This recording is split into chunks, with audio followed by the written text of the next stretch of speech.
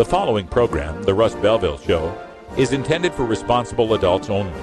We advocate to the repeal of marijuana prohibition for adults. We discuss the science, culture, and controversy about America's marijuana laws. We do not advocate any illegal activity and encourage all listeners to learn their state and federal marijuana laws. Opinions and claims made by guests and advertisers on The Russ Belville Show are their own, and The Russ Belville Show cannot be held legally responsible for their validity or reliability. Viewer discretion is advised. You take a seed, you plant it, you grow it, you dry it, you roll it, you smoke it. You take a seed, you plant it, you grow it, you dry it, you roll it, you smoke it, and it goes down smooth. Hey! Spanning the continent to bring you the truth about cannabis and marijuana law reform.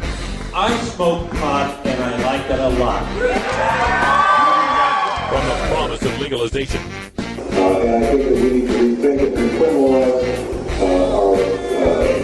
our marijuana laws. To the agony of prohibition. One major responsibility is to encourage people to use less drugs. The Russ Belville Show, the voice of the marijuana nation. Yeah, I hear you had a question for me. Now, here's your host, Radical Russ Belville. All right, good day, tokers and tokets. Welcome to the show. It is Wednesday, September 4th, 2013, and it's got to be 420 somewhere in the world. We're so glad you could join us today. We got all sorts of news to get to. In fact, come September, 1st of September, there's always something I'm looking forward to, and that's the release of the latest data from the National Survey on Drug Use and Health. This is our own federal government survey. They contact 70,000 people across the country, ask them questions about their use of drugs. We've got the latest numbers, and we're going to go behind the headlines in that because you know me, I look shit up. We're going to take a look deep into these numbers because they're trying to spin them as, oh my God, marijuana use has gone up. We'll show you how it's gone up and why it's a good thing. Also on today's show, a fabulous guest from our Normal Women's Alliance, Kara Crabb-Burnham. She's from Massachusetts Normal. Actually, MassCan Normal is the name of the organization. She's part of the Boston Freedom Rally going on in a couple of weekends away. We will be there bringing you coverage of the Boston Freedom Rally. We saw her at one of the last events, and she said, "How come you haven't had me on the show?" And I've said, well, that's a terrible problem. We need to fix that. So Kara will be on today's show to talk about women's activism and the fight to end marijuana prohibition in this country. Also on today's show, we'll have time for a radical rant. There was a news story yesterday about a Chicago woman who can't qualify for the medical marijuana law that she fought to pass. We're going to talk about that, go a little bit of radical rant, and talk about when medical marijuana laws fail our patients. But before we get to all that, we've got our 420 radio news. And in the news today, we'll take a look at that national survey on drug use and health. We've got the U.S. Attorney Melinda Haag out there in Northern California still raising a ruckus. Looks like the memo isn't going to affect her any. The Marijuana Policy Project's got a new billboard up. We'll tell you where and why it's so exciting. And in Washington State, they're going to allow the growers to start with vegetative plants rather than starting from seeds or seedlings. So that's good news. Also, news for a possible decriminalization initiative in the District of Columbia. And on today's show, we've got the debut of a brand new Irie Wednesday music editor. Gordon the Green is calling in from overseas, our first overseas music editor. We'll get to meet him and hear his first song that he's got for us today. A little song by a group called Garage Firm. So we'll check that out at 20 after. It's the Russ Belville Show. We got plenty on tap for today. And remember, this weekend, Portland Hemp Stock, as well as the Seattle Cannabis Cup. That's where we'll be. And Friday night, special live coverage, Herb Thrasher Flower Hour from the world-famous Cannabis Cafe. Woohoo! Lots of stuff. We'll be right back after these messages from our 420 friendly sponsors. Support these advertisers because their ad money goes straight to the Russ Belville Show. You're tuned into the Russ Belville Show, the voice of the marijuana nation. Cast your eyes up to the skies. What is it to live and die? Everywhere you go in Washington State, things are greener than ever. Why? Because last November, Washington voters made adult recreational use of cannabis legal, which is why the High Times U.S. Cannabis Cup is coming to Seattle once again to salute Washington's historic victory. If you love cannabis, then get yourself over to the High Times U.S. Cannabis Cup on September 7th and 8th as the marijuana community gathers in force to celebrate our newfound freedom. Meet the businesses of the emerging cannabis industry. Learn about cultivation, topical oils, concentrates, edibles, and more. Sample dabs, buds, and delectable morsels of cannabis cuisine. Then rock out on Saturday night at our Smokin' Hot concert featuring Slightly Stupid and Redman. And of course on Sunday evening, we present the U.S. Cannabis Cups for the top indicas, sativas, hybrids, edibles, and concentrates of the great state of Washington. Plus, we honor professional traveler and outspoken cannabis advocate Rick Steves with the High Times Lifetime Achievement Award. Come to Fremont Studios on September 7th and 8th in Seattle for a historic celebration. Go to medcancup.com for details. Be part of the growing cannabis community.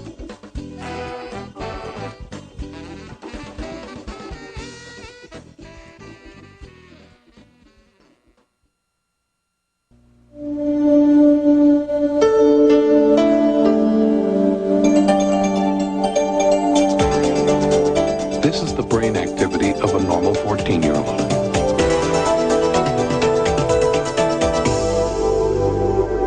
This is the brain activity of a 14-year-old after smoking marijuana.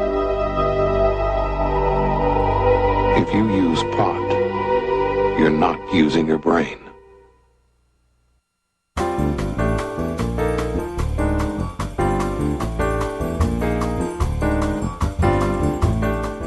This is your 420 Radio News for Wednesday, September 4th, 2013. I'm Russ Belville. More Americans are using marijuana. This from USA Today. As the nation takes a softer stance on marijuana, more Americans are using the drug, the National Survey on Drug Use and Health found. The nationwide survey made public Wednesday found that 7.3% of Americans aged 12 or older regularly used marijuana in 2012, up from 7% in 2011.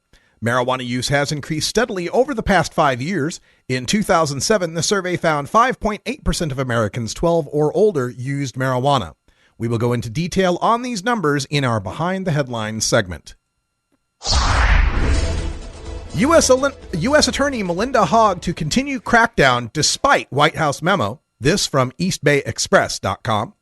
The U.S. Attorney's Office for the Northern District of California, which has conducted an almost 2-year-long crackdown on state legal medical cannabis businesses, strongly indicated today that the office's anti-pot efforts will continue on their current course, despite a historic White House posture change with regard to medical and recreational marijuana. The White House said Thursday that the Department of Justice will not sue to stop the implementation of pot legalization in Colorado and Washington, adding that prosecutors should not spend their time working to dismantle lawful medical cannabis systems in the 20 states where it is legal. U.S. Attorney Melinda Hogg, who oversees the Northern District of California, has been trying to seize the property of Harborside Health Center, a permitted dispensary in Oakland, as well as its sister location in San Jose. Hogg is also attempting to seize the Berkeley Patients Group's building in Berkeley and has dismantled Mendocino County's medical pot farming permit system. Advocacy group posts 48-foot pro-marijuana ad outside NFL stadium. This from News10.net. Thursday's NFL season opener is about to get hit with an end-around PR play from a harsh critic that's ultra-savvy at garnering media attention. The Marijuana Policy Project will announce Wednesday that it has posted a giant billboard advertisement within eyeshot of Denver's Sports Authority Field at Mile High Stadium that warns the National Football League, quote, "Stop driving players to drink." NFL players are being told that if they go out to drink and get completely drunk, they will face no punishment from the league, says Mason Tavert, a spokesman for the Marijuana Policy Project. But if a player gets caught using marijuana, they could be fined hundreds of thousands of dollars, forced to sit out games, and deemed a troublemaker, end quote. Because marijuana is now legal for adults in Colorado and Washington and is not a performance-enhancing substance, quote, "We don't think the NFL should be punishing players for using marijuana," end quote, Mason Tavert said.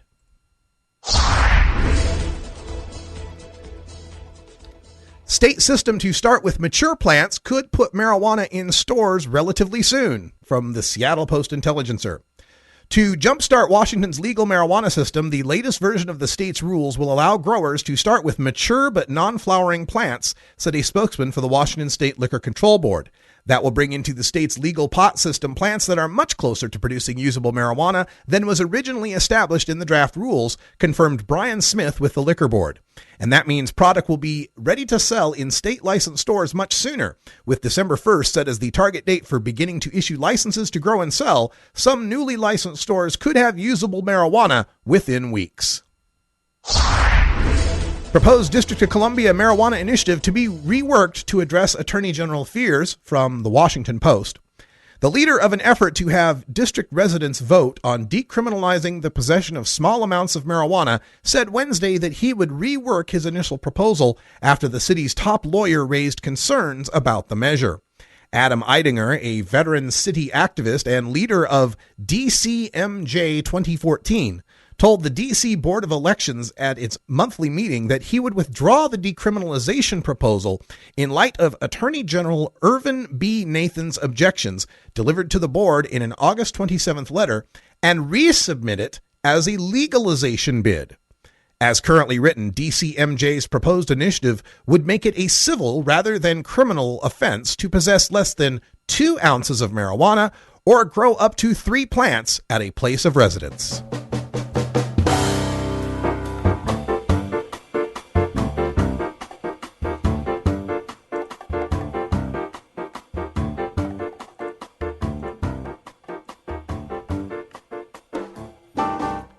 This has been your 420 Radio News for Wednesday, September 4th, 2013. I'm Russ Belville. When we come back, we go behind the headlines at the release of the latest data from the National Survey on Drug Use and Health and show how all the increases in marijuana use are by adults. You're listening to the Russ Belville Show on 420radio.org. We'll be right back.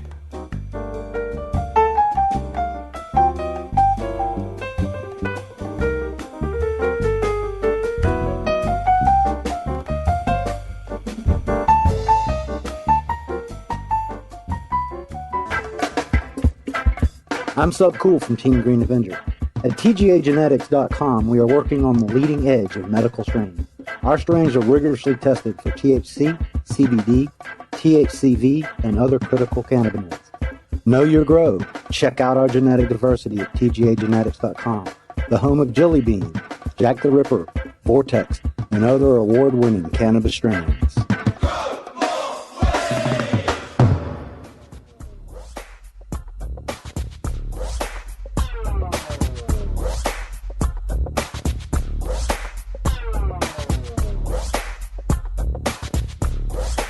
Cannabinoids and health. Cannabinoids. Cannabinoids. Cannabinoids. Why am I having trouble saying that? Cannabinoids. Jeez. Cannabinoids. What a goof. Flame on if you can. You're looking for that dope weed. Fire it up. Flame on if you can. You're looking for that dope weed. Pony boy's the man. Flame on. Welcome back, everyone. Time for us to go behind the headlines. And today, as is usual at the beginning of September, we got the release of the National Survey on Drug Use and Health. This is the annual survey conducted by the federal government since 1979, in one form or another, to track the nation's use of marijuana, alcohol, tobacco, prescription drugs, illicit drugs, and so forth. It's conducted by the Substance Abuse Mental Health Services Agency, which is a part of the Department of Health and Human Services in the United States government. It's conducted by the University of Michigan, and the numbers are out today. And the big headline that came across on USA Today and many other outlets: marijuana use is up since America started, getting lenient on legalization. Marijuana use is up. And of course, this is always framed as if it's a bad thing, as if the use of marijuana in and of itself, if more people use it, something bad is happening. We'll talk about that in a second, but what I really want to get to is how the media has buried probably the most important statistic that we have here. And that is, it completely rebuts the fears of the prohibitionists and the rehabitionists that if we were to loosen our marijuana laws, what about the children? Oh my God, more children will be using. Well, you know me, I look shit up. And so I actually got a hold of the tables And I will paste these into our chat room if anyone else would like to follow along. But these are the detailed tables from the 2012 National Survey on Drug Use and Health, and they compare the numbers to 2011. So I am looking at the first table, table 1.24a, marijuana use in lifetime, past year, past month, among persons aged 12 and older. So this is the one where they get the fact that there's more people using marijuana, because indeed, as far as lifetime use for people 12 and older, we've gone from 107 million in 2011 to 111 million in 2012. For past year use, 29.7 million to 31.5 million. And past month use, 18 million to 18.8 million. But the important number that should be noted is the fact that this is broken down by demographic groups. They've got a table line here for age 12 to 17, age 18 to 25, and age 26 and older. For age 12 to 17, past month use declined from 1.9 million to 1.8 million. 167,000 fewer marijuana smokers that are teenagers. Now, the number from 18 to 25, that's your college age kids, also declined. Went from 6.5 million to 6.4 million, a decline of almost, it's about 80,000 fewer college age people smoking marijuana. Where was the increase in monthly use that led to the increase among the entire demographic? People aged 26 and older. There were 9.5 million past month smokers in 2011, 10.5 million past month smokers in 2012. Fully 1 million more people aged 26 and older took up smoking marijuana on a monthly basis. If we look on an annual basis, the numbers went from 15.6 to 17.2, an extra 1.5 million people 26 and older who are now using marijuana. That works out to percentages of 5.3% of the population aged 26 and older that is using marijuana. That's up from 4.8. When we look at the percentages, because again, percentages are instructive here because there may be more people over the past year that have been born, but age 12 to 17 went down. Past month use went down from 7.9 to 7.2%. 18 to 25 past month use went down from 19% to 18.7%. Now, if we break this down, if we look at the demographics for just the teenagers aged 12 to 17, past month use went up among females. 816,000 females of teenage years, 12 to 17, to 849,000 this year. That's past month use. So we've got about 33,000 more teenage girls that have taken up monthly smoking. But among all other demographics and all other limits, lifetime, past year, and past month, the use of marijuana has gone down by every demographic group in the teenage years except teenage girls. In fact, we just rebutted the other day on one of my High Times articles, this claim by drugfree.org that Hispanic youth are in such danger of using drugs. We've got this big problem among Hispanic youth. Looking at the numbers for people Hispanic or Latino, age 12 to 17, past month use went down from 420,000, yes, that's really the number, to 370,000. Fully 50,000 fewer Hispanic teenagers using marijuana on a monthly basis. 21,000 fewer using marijuana on an annual basis. All of these numbers have gone down. And when we start to look at the people aged 18 to 25, the college age, past month use went down from 6.5 to 6.4. We mentioned that earlier. Getting down to the people 26 and older, some very interesting things to be found. Not only did past year use go up about 1.5 million people and past month use go up about 1 million people in the case of past month use for people aged 26 and older, breaking that down by their employment categories, 500,000 of those pot smokers, 500,000 more pot smokers are full-time employed. We went from 5.2 million full-time employed pot smokers smoking every month to 5.7 full-time pot smokers aged 26 and older. That works out to 5.5% of full-time working people in America aged 26 and older who are now smoking pot. So that is the number that is being hidden from you, the facts that are being hidden from you. More adults are smoking marijuana as it becomes legal. Fewer teenagers are smoking marijuana as it becomes legal. And isn't that the entire goal? Trying to frighten us with the fact that the overall numbers have gone up ignores the fact that the rise is fewer kids using and more adults using, which I think is something we all wanted to see happen. And speaking of adults, 26 and older, using on a monthly basis, I'm a little behind today. Had to do some running around, get some stuff bought for the Cannabis Cup this weekend. Come check out our booth. We're going to do the 420 radio drug test. If you can pass the drug test, you'll win a free pin and a free poster. Come by Seattle Cannabis Cup. See if you can win the 420 radio drug test. Also, we got a new updated version will be for sale on our website at 420radio.org/shop. What makes something funny? How does humor impact health and psychological well-being? How can you incorporate humor into everyday life? A concise, reader-friendly introduction to an important but often underappreciated topic in modern psychology, Humor 101 explains the role of comedy, jokes, and wit in the sciences and discusses why they are so important to understand.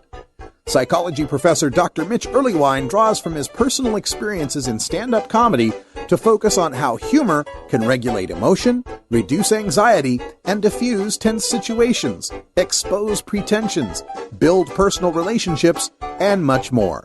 He irreverently debunks the pseudoscience on the topic of humor and leaves readers not only funnier, but better informed.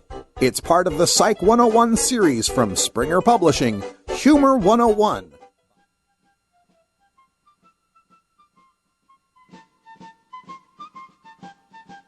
I have the freedom to think however I want. This is the United States of America, and I think I'll let Terry do the thinking for me. Terry Joyce puts the probe back in prohibition. Terry Joyce knows more about conspiracy theories than anyone in the United States of America, and that's because she makes up most of them. Terry Joyce can host a show like no one's ever seen, but that's only because no one's ever seen her host a show before. That's why I'm asking you to watch the Hollywood Hempress Hour with Terry Joyce. And you can trust me because I'm a warlock. Witch's honor.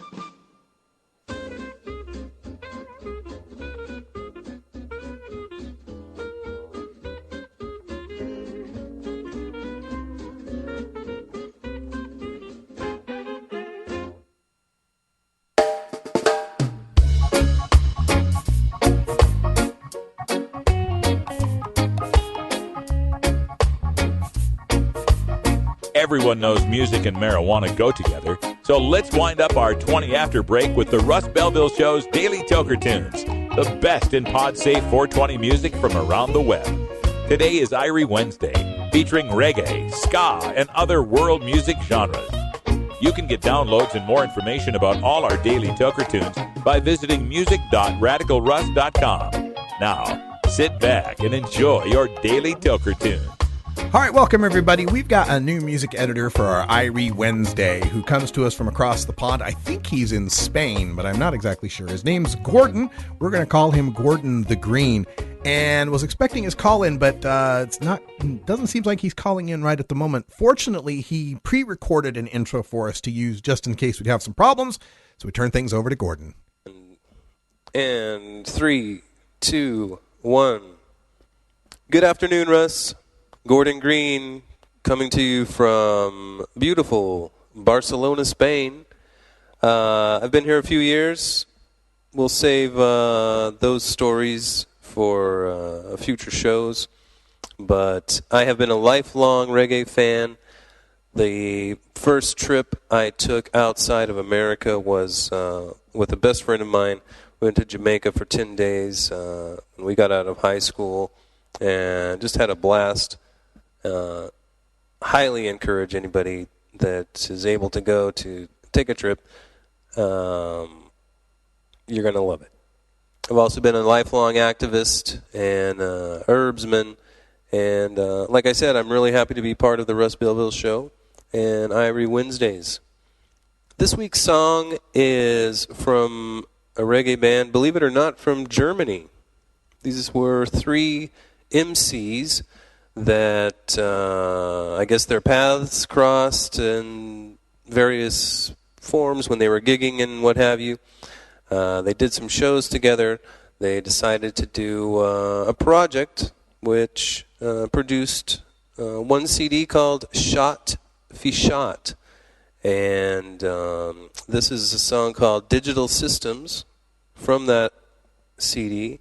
You can hear the entire CD on MySpace. It's MySpace/GarageFirm/music, I believe. They're be easy to find. Anyway, it's an old song, but very relevant right now, considering what's going on with the U.S. government and the UK government, and who knows who else's government, and the tabs they're keeping on all of us. Anyway, this is Garage Firm with Digital System. Again, you can check them out on MySpace, or you can check them out right now on the Russ Belville Show.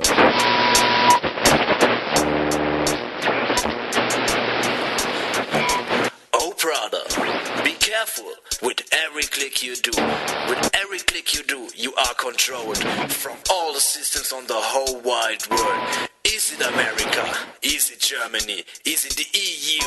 Is it the United Kingdom? Everybody is watching you, is controlling you to follow whatever you do. You will never be anonym in the World Wide Web. They know you and they watch you every day because you are a little number. A little digital system. A little digital system. A little digital system. Your little number in a digital system. A little digital system. A little digital system. A little digital system. You're a little number in a digital system. I am a number one, my life is a folder. I'm in a game and I don't want a game over. But I don't know who sit on the controller. Digital man or a lively consumer. Today I watch TV and the people inside say it is good what I see. So much input and now I believe. Input, I don't know what I need.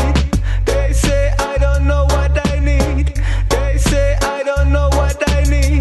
They say I don't know what I need. Say I know what I need. Say I know what I need.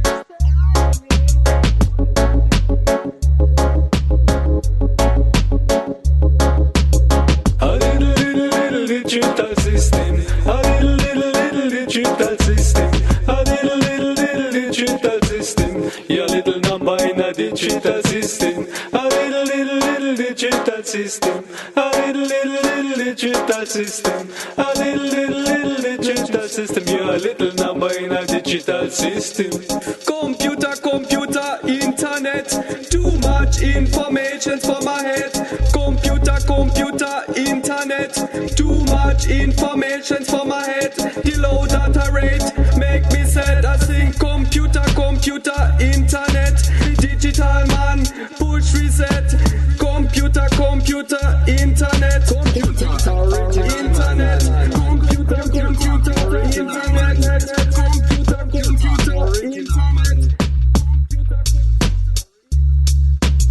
A little digital system. A little digital system. A little digital system. Your little number in a digital system. A little digital system. A little digital system. A little digital system. You're a little number in a digital system. When I sit at my PC, digital man is watching me. Wherever I click, he's follow my IP. So wherever I click, he's follow my IP. My girlfriend thinks that I smoke too much pot, which is crazy because I think, on the other hand, that I don't smoke enough pot, because if I did, I would be finished, and I'm not. Look. We all have our vices in life, you know. I like to smoke a little weed. She likes to feed the baby. Different strokes for different folks, I say, huh? I'm like, look, Get off my back. Isn't that your baby crying? Sorry, our baby. Blow a little weed on it. It'll sleep. Don't hiss. I'm just kidding. Like, I really have a girlfriend. Who would you rather your kids talk to about drugs? You? Or some guy? When your kids find out you've been lying to them about marijuana, who will they trust? Let's have a rational discussion about drug reform. Let's tax and regulate marijuana, restrict youth access, and create safer communities.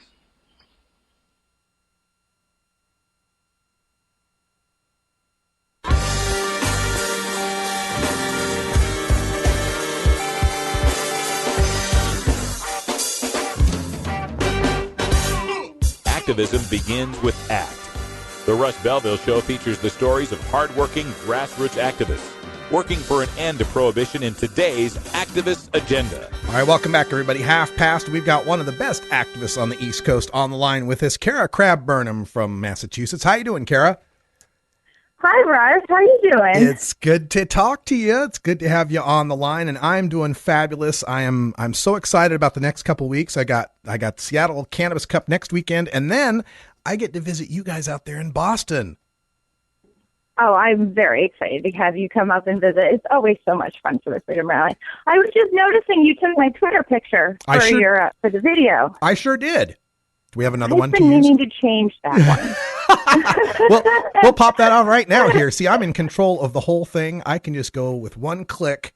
Bam. You're gone. You gotta get one of me, like, really speaking, you know? Like, up on the stage yelling at people. Those are my favorite. I had a bunch of your candids from the last gig we did, and they were all just smiling and happy. I could have grabbed one of those, too. I absolutely adore being out at these events that we all get to go to when we have big nationwide events like the Freedom Rally or like Seattle Hemp Fest or like the normal conference that I still haven't been to. Yeah, let's tell people a little bit about your background in this, because you've been working with a lot of groups for a lot of time now. So let's just tell them all about it. It seems longer than it actually has been, I feel like. I think I just packed a lot of stuff into a short amount of time. So I started with Students for Sensible Drug Policy at Emerson College here in Boston, right on the Common, actually, because I ran into Stasia Cosner at the Boston Freedom Rally. She was tabling. So that's how that started. And then about a year and a half into that, I was invited, it was suggested to me privately that, I should think about running for the board of directors from Massachusetts Cannabis Reform Coalition. Right. So now I've been with them for about 3 years. So I did SSDP like hardcore for like 2 years, and then I sort of like passed the reins to new people. So it's been fun. So and then Normal Women's Alliance came up, and so we founded a chapter here in New England, and we have representatives from a couple of different states. I'm really looking for someone from Maine and Vermont and New Hampshire to become invested and do events in their states. Yes, we definitely want that. More of the New England states, and the more women we can get involved, the better. You mentioned the Normal Women's Alliance that you're involved with. Tell folks a little bit about how they can get involved with Normal Women's Alliance if they're interested.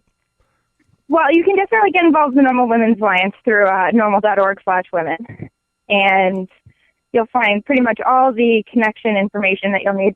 We have, formed our own 501c4, so now tax-deductible donations can go directly to the Normal Women's Alliance. That's great. And if you're in a position where you can't be active, I look at it this way. You can give two things to a nonprofit. You can give time or money. Some people have more of one than the other. I'll take whichever one you want to give up. There we go. So help out any way you can. And up on our webcam, I've added a picture from Seattle Hemp Fest along with our friend Sharon Ravert, who's on the far left. We got you in the center. I don't know the names of all the other ladies involved, but we had a good time there in Seattle. I could probably tell you. I believe Lisa's in that picture. Right. She's a local Seattleite. And then Laura Notini from Empire State Normals in the pink dress. And in the red skirt is Jen Correa. And she is a photographer and media volunteer for Massachusetts. So she does a lot of work for a variety of events. She'll be filming and doing photography at the rally this year. Fantastic. Now, you've been working at this rally for a while. What year is this for the Boston Freedom Rally? How many years have they done it? 24. Okay, so the 24th year that we're going into this at the Boston Common, and there's been a lot of changes over the past 5 years in Massachusetts with you guys getting medical marijuana and then decriminalization. How has that changed the Freedom Rally? Well, we're going 2 years for the first time ever, which is pretty huge. 2 days. We've only ever been Saturday, and this is the first year we'll be going Saturday and Sunday. So that's a huge difference. Sponsorships. Sponsorships are very different. Yeah. Who and how and what different pieces of the industry can give at any given time is fascinating to see. So, you've got the private donors that just give you a bunch of money and they're like, hey, we love what you do. Then you have, the big donors who, want their name all over the stage and they want to buy name rights. And so that's definitely growing. And the nice thing about that is as a nonprofit, we're going to hopefully be the key organization working to fully legalize marijuana in 2016. So right now, all of our funds, every extra dime and penny we have, it goes straight to the idea that we are going to use it only and then forevermore for legalization in 2016. So it's going to be probably another two years of doing our best to raise like $2 million. Yeah. Yeah, people don't realize sometimes how much money this takes to put these events on. You have to have insurance, and you got to have cleanup, and porta potties. The Boston Marathon, Boston Marathon, everyone's insurance went up on all their events, so that's something we've been dealing with. They quadrupled it. Yeah, yeah. For going 2 days, they actually ended up quadrupling it. So that's fun. And then, but these are going to happen with all the events. They're going to happen with like the music events, the beer events, anything in the city. Yeah. This is the first time ever in Boston that before the Common opens for guests, we will have a bomb sweep. Never had that before. Yeah. Yeah. I was wondering how that marathon bombing might affect the security and might affect the, the priorities that are involved there. So people that are coming, not only should they know the hours, but are there any protocols they need to know as far as bringing bags or backpacks or anything? Oh, yeah. Bring what you need for yourself. That's what you need. You need what you need for yourself, and that's what you should have on you. You're certainly not going to attempt to smoke more than an ounce in one day. I mean, you could. I've seen people try. I've seen people succeed. It's just a little bit much to be out in the park. Right. Don't blow smoke in a cop's face. It's rude. I'd smack you around if you did it to me too. So is there going to be like a security line people are going through to have their bags checked and so forth? No. Bags are not going to be checked. No. They're just doing a sweep. They're going to have the bomb dogs come in. They're going to sniff everything. People's bags are not going to be searched. Okay. And what are the hours? And if they are, we're going to have some stage time. Yes. Especially for me to start hollering. Well, what are the hours on Saturday and Sunday? And this is the 14th and 15th. It's not this weekend, but next weekend. What are the hours for people to know? We are starting at noon on Saturday, and we're going till 8 p.m. So we're going to have some nighttime show. We'll have some cool lights up. And then we go from noon till 6 on Sunday. Okay, noon to 8 Saturday, and noon to 6 we are taking Sunday. volunteers. Volunteers, please, if you're in the area and you're coming, it's super fun. You get to know all the cool people. You get invited to the VIP after party. Yeah. You get invited to a special other party. Oh. You get a T-shirt. You get food. We're feeding you. First time ever, we're feeding all of our volunteers. Crazy. We're totally catching up to Seattle, even though we're 2 years older. So is this, people can go to masscan.org if they want to volunteer? Soon. That will be able to happen. But if you are in Boston, you come onto the Common, just come over to the ops table. It'll be at the flagpole. There's only one huge flagpole on the Boston Common. So near the baseball field, just come up and sign to ops, and I'll sign you right up. If you're doing something fun.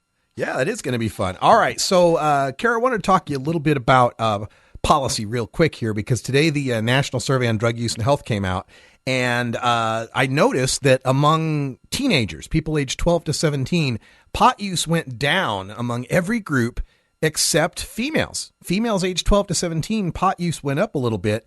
And, I see, Rihanna and Lady Gaga and a bunch of these other pop stars that are kind of embracing marijuana. Do you think that there's a rise now in women becoming interested in marijuana, especially younger women? I think there's going to be a rise in less fear of stigmatization. Mm-hmm. Stigmatization. There's going to be less of that, so they're going to end up, feeling a little bit more comfortable trying it. And honestly, not that kids should be smoking, but I remember puberty, and it can be painful at times. Mm-hmm.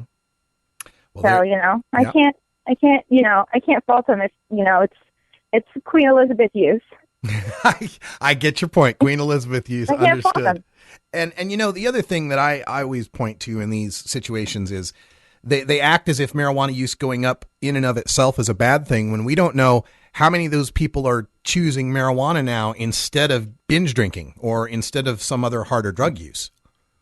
Well, I certainly hope quite a few of them. Yeah, we hope so too. So, as you've been working in Boston now, you mentioned that you're pushing for a 2016 marijuana legalization.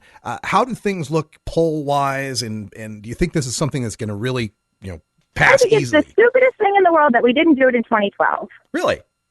Yes, it's the stupidest thing in the world.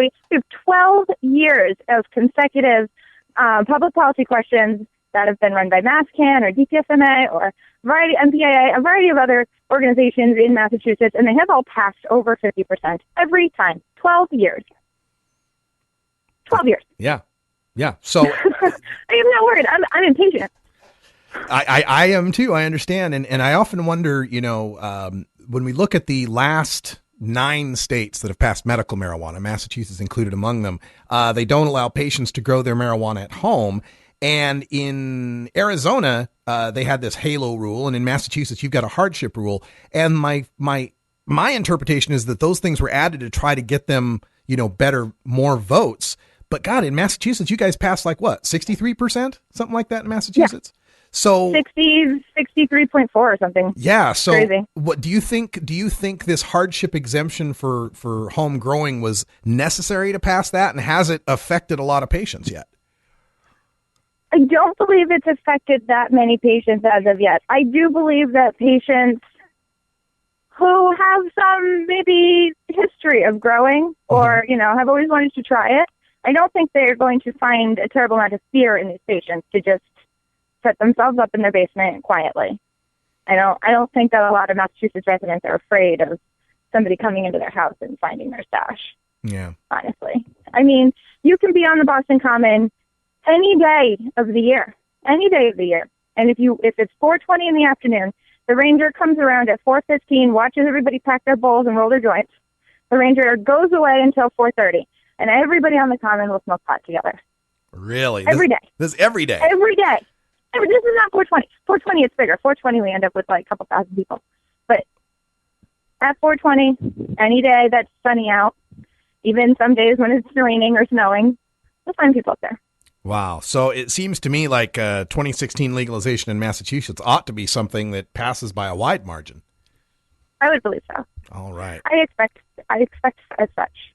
I do too. Well, I hope everybody gets involved with MassCan Normal and the Normal Women's Alliance. And if you want to volunteer for Boston Freedom Rally, it's in next weekend, not this weekend, but the following weekend, September 14th and 15th, noon to 8 on Saturday, noon to 6 on Sunday. And Kara, I know you'll be there. There's going to be a lot of nonprofit booths there. Anybody you want to give a shout out to?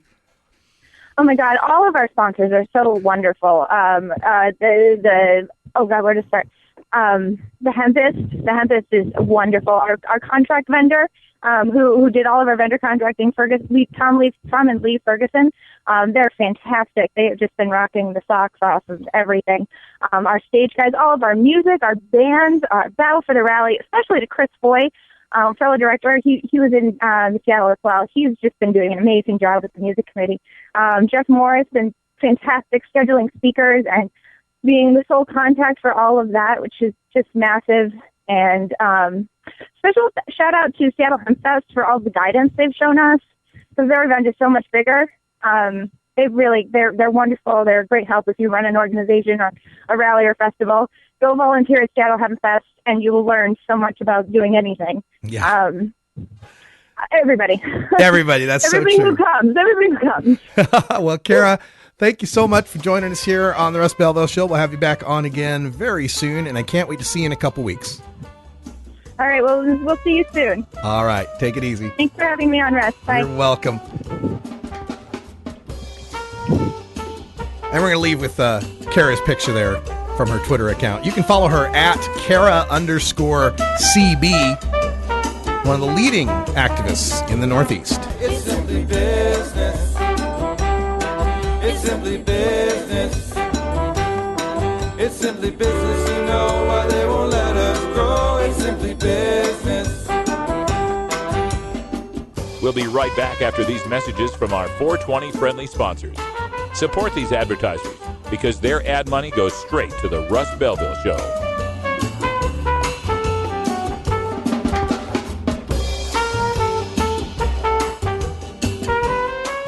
You're tuned into the Russ Belville Show, the voice of the marijuana nation. It's simply business. It's simply business. It's simply business, you know why they won't let us grow. It's simply business. It's simply business, you know why they won't let us grow. It's simply business. NORMAL stands for Responsible Adult Cannabis Use.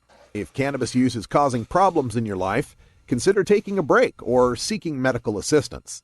Consider ceasing cannabis use if you have a family history of mental illness. Don't drive or operate heavy machinery while impaired by cannabis use. Cannabis use is not without risks, even though the risks are far less. Arnold, I can't believe you're going to buy some drugs. Do you think I'm crazy? I'm just going to set up a contact and get all the facts from my big story. Oh, what big story? For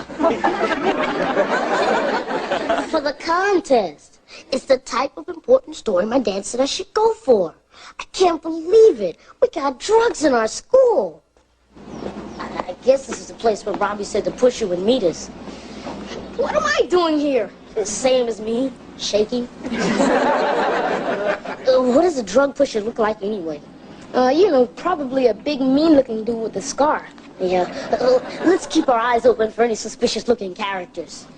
Hi. Who are you? Robbie said to meet you here. It's him, Scarface.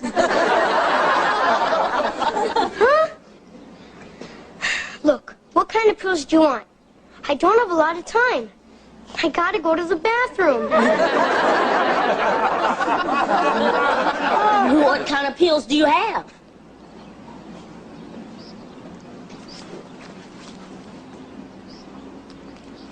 I got red devils, yellow jackets, and goofballs.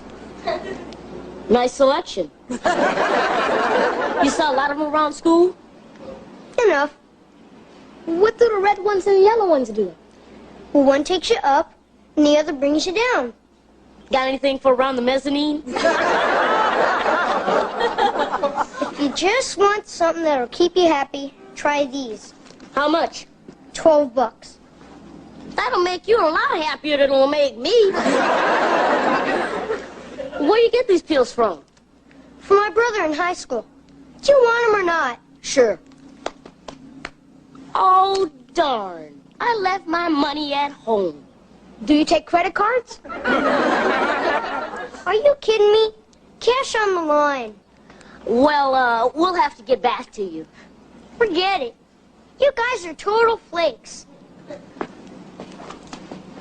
Oh, man, this is gonna be a great story. I gotta get the details down right away. Man, you're gonna put a lid off this school.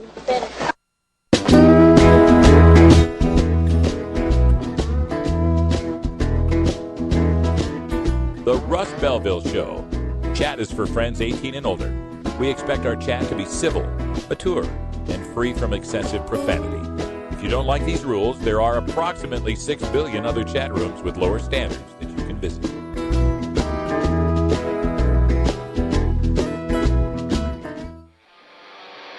You want answers? I'm as mad as hell, and I'm not going to take this anymore.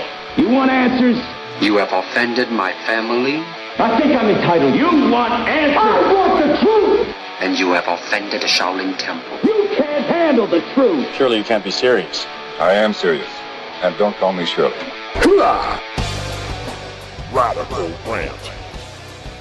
Yesterday on the news, I told you a story of an Illinois woman, Michelle DiGiacomo, who lobbied hard to get Arizona medical marijuana law passed, only to now be ineligible for that very Illinois, only to be ineligible for that Illinois medical marijuana protection. The story came out of NBC Chicago, and they mentioned that this woman, she suffers fibromyalgia, rheumatoid arthritis, and spinal stenosis, among other things. But she can't get a medical marijuana card in Illinois because she has a felony conviction for marijuana possession.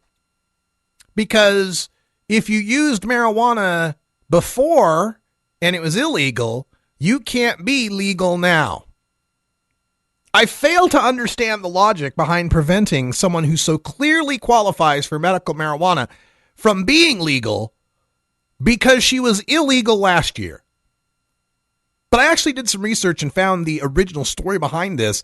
This comes from, ChicagoReader.com, and it's even worse than I originally reported. The way this worked out is that on September 13th of last year, just about a year ago, the Chicago police stormed her two-bedroom apartment and arrested her. She's 52 years old. She lived there with her 14-year-old daughter. They tossed the apartment. You know how they do when they go on these raids. They cuffed the mom, who's 52 and suffers from all these pain disorders, hauled her away in a squad car as her 14-year-old daughter is screaming, "Please, she's all I've got." So DiGiacomo, what happened, the way they busted her is she's accused of ordering 1.5 pounds of pot from a grower in California. Grower shipped it through UPS, or was FedExed, I guess, to a UPS storefront, and the cops were all over the shipment. The package interdiction team, Chicago PD actually has a package interdiction team, said that a drug dog somewhere along the line alerted to it. They then let it go on to its destination. They waited for Michelle to come pick it up. When she picked it up, they followed her. When they followed her, they, caught her and busted her. And she's charged with a Class 3 felony. And that's punishable by up to 2 to 5 years in prison. Street value about $10,000. All right. Now, this woman was ordering marijuana. And according to the story further on down the line, she says, it says, DiGiacomo mixes the marijuana into butters, balms, and tinctures that require significantly more weed than if she just smoked the stuff. And this is something people don't understand outside of the medical marijuana community. The general public doesn't understand that a medical user can even if they're smoking it, can use easily an ounce a week, sometimes more, sometimes much more than that, just smoking it. But if we start talking about vaporization, they tend to need more. And if we start talking about having to prepare it into edible forms, into tinctures or into butters, that takes pounds to get ounces worth of material. Okay? So she claims here in her story that she had gotten an incredible deal. She said, quote, "I got a really good deal because it was the end of the greenhouse season. I got it for less than $100 an ounce. So basically I got a year's worth of medication." End quote. But her problem is she didn't expect them to be sending it to her all at once. Yeah. So she got 1.5 pounds at less than $100 an ounce. So maybe she $1,200 for, about $1,500 maybe for the 1.5 pounds is what she ends up spending. Now the woman has 2 different doctors who've attested to the fact that she's using marijuana for medical purposes. And this was before Illinois had a medical marijuana program. Her doctors were already signing off on it. Her doctor said, sorry about the blinking background. I got to fix some lighting or something. One of her doctors, rheumatologist Andrew Ruthberg, said, "I have been treating you for several years and can attest to the fact you have several chronically painful conditions, including rheumatoid arthritis, a cervical spine disorder, which has required surgical repair, rotator cuff disease involving both shoulders, and a more recent lower back pain disorder. I fully believe that your use of marijuana has been solely for the purposes of trying to moderate chronic pain." End quote. And then the surgeon who did her back surgery, Howard Ann, he said, quote, "Pain is a daily issue. I fully believe that your use of marijuana has been for the use of controlling your chronic pain." End quote. Now, where this gets even worse for the woman. For the past 10 years or so, She has been running a column in the Chicago Sun-Times. Kind of, in a sense. There was a columnist there who ran a Letters to Santa campaign back in the late 90s. And in 2001, they started doing this Letters to Santa program kind of officially and using it to raise money and get gifts for about 17,000 kids. Now, the guy who originally did it in 2002 left for a gig at the Wall Street Journal. He turned it over to Michelle DiGiacomo. She has been the woman who, for the past almost decade, has been running this Letters to Santa program to help kids, poor kids, get gifts at Christmas. She used to have her husband helping her, but her husband died of cancer in 2008. And so since 2008, she's been unable to handle the more than 10,000 letters a year she gets from kids that are poor looking for Christmas presents. So that's who they targeted. That's who the Chicago PD busted into for her pound and a half of marijuana, for her multiple chronic pain issues. And now this woman isn't allowed to get on the Illinois medical marijuana program. The other thing is, once she got busted, of course, see her mugshot hit the papers and hit the internet and such. She got home after her friends raised $1,000 in bail money for her. She came home to find a 30-day eviction notice tacked to her door. She got kicked out of her apartment, single mom with a 14-year-old daughter. And the police had seized her car. So here's this woman who had gone in front of the Illinois legislature, who had petitioned the governor, who was one of the cases that convinced people that here's a very sick person in pain who could use protection for medical use of marijuana. But because she got caught in 2012, she can't be safe in 2013 under the law. And this isn't the only situation where medical marijuana laws are failing patients.